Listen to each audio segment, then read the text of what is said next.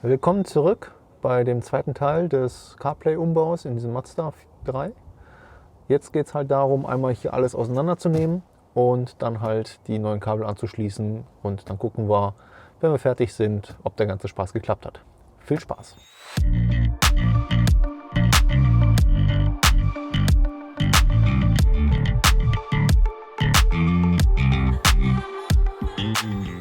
Zuerst hole ich das Handschuhfach raus, dafür links und rechts ein wenig drücken und die Halterung an der rechten Seite einfach mit etwas Kraft abziehen. Danach die Zierleiste abhebeln. Diese ist mit den Lüftungsdüsen verbunden. Hier unbedingt aufpassen, zwischen den Lüftungsdüsen ist der Warnblinkschalter. Hier mit etwas Vorsicht rangehen, weil da ist ein Kabel angeschlossen und das Kabel einfach abziehen. Dann komme ich auch zu unserer einzigen Schraube heute. Man benötigt nur eine 10er Nuss mit einer langen Verlängerung, weil man muss ziemlich tief rein. Nach dem Lösen der Schraube kann man das Radio komplett rausholen und die Kabel lösen. Bei der Mittelkonsole fange ich ganz hinten an und ziehe die einzelnen Elemente nach oben weg. Es ist alles nur geklipst.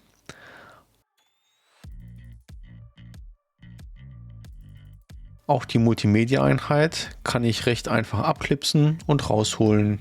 Hier muss man halt gucken, dass man da ordentlich drankommt. Die Kabel kann man am besten erst lösen, wenn die Multimedia-Einheit raus ist. Wenn man sich das alte und das neue Teil anschaut, sieht man qualitativ eigentlich kaum Unterschied. Das neue ist sogar ein bisschen kleiner, obwohl es mehr Funktionen hat und hat 2 neue Stecker bzw. Buchsen, von denen wir aber nur eine brauchen. Als nächstes verkabel ich erstmal fliegend, um die Funktion zu testen. Es wäre ja ziemlich doof, wenn ich alles fertig verbaut habe, es aber gar nicht funktioniert. Also kahle Kabel einmal dran und kurz testen. Eine interessante Sache gibt es zu erwähnen.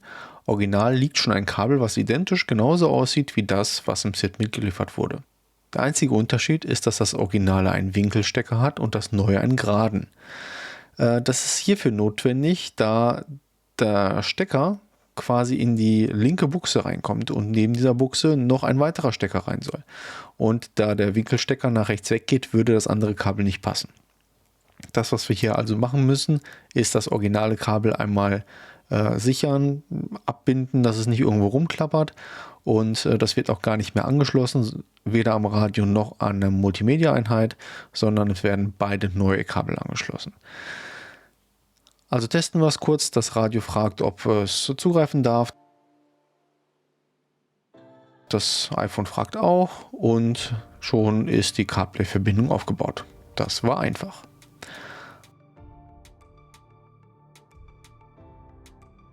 Also alles wieder ab und nochmal richtig verbauen.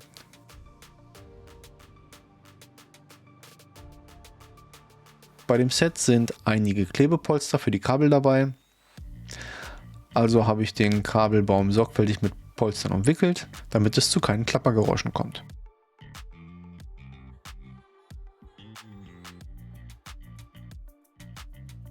Danach kann ich das Kabel verlegen.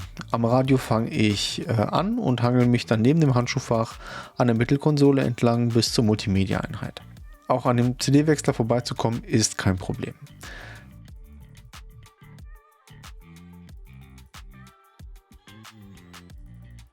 Danach wird der komplette Kabelbaum mit den mitgelieferten Kabelbindern so oft es geht befestigt, mindestens aber alle 20 cm.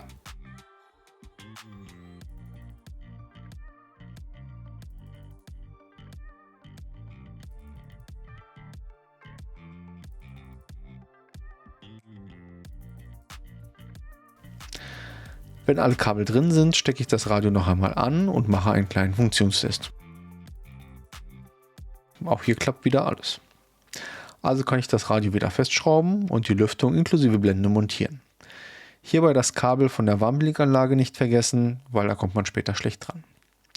Danach stecke ich die Mittelkonsole wieder zusammen, an der Stelle wieder von vorne nach hinten.